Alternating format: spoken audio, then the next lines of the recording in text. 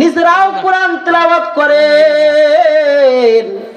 ভারতবর্ষের বুজুর্গ হাফেজ জামিন শহীদ রহমাতুল্লাহ আলাইহি, যারা দুনিয়াতে যথেষ্ট পরিমাণ কোরআন তেলাওয়াত করেছেন, আল্লাহ তাআলার কাছে নিয়াত করেছেন। সাহাবীর যেমনি তামান্না ছিল, হাফেজ জামিন শহীদ রহমাতুল্লাহ আলাইহির মনের ভিতরে তামান্না ছিল, আল্লাহ দুনিয়াতে তো তুমি আমারে কোরআন পড়াইবা, কবর জগতেও তুমি আমারে কোরআন পড়াইবা।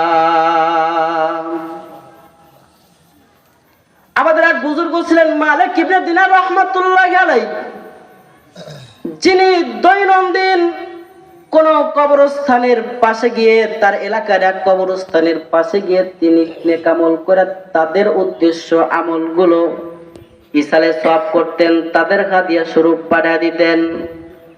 মালিক ইবনে দিনার রহমাতুল্লাহি আলাইহি প্রতিদিন কিছু না কিছু নেক কাজ করে কবরস্থানের বাসিন্দাদের জন্য পাঠিয়ে দেন।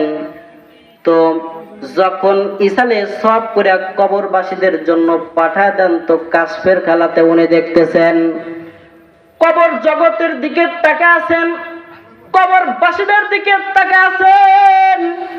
তিনি যে হাদিয়াগুলো নিজের তরফ থেকে কবরবাসীদের জন্য পাঠিয়ে দিলেন, ওগুলো কি হয়, কে কিভাবে নেয়, একটু তাকায় তাকায় কাশফের খালাতে দেখতেছেন যে নেকামলগুলো তিনি কবরবাসীদের উদ্দেশ্য পাঠাইছেন।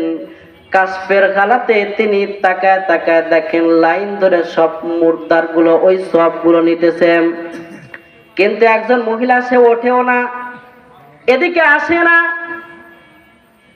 মালিক ইবনে দিনার রহমাতুল্লাহি আলাইহি এভাবে দীর্ঘ কিছুদিন পর্যন্ত তিনি নেক আমল করেন, আর কাশফের খালাতে এই অবস্থাগুলো দেখেন।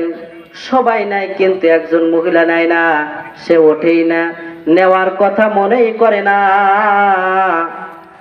দীর্ঘদিন পর মালিক ইবনে দিনার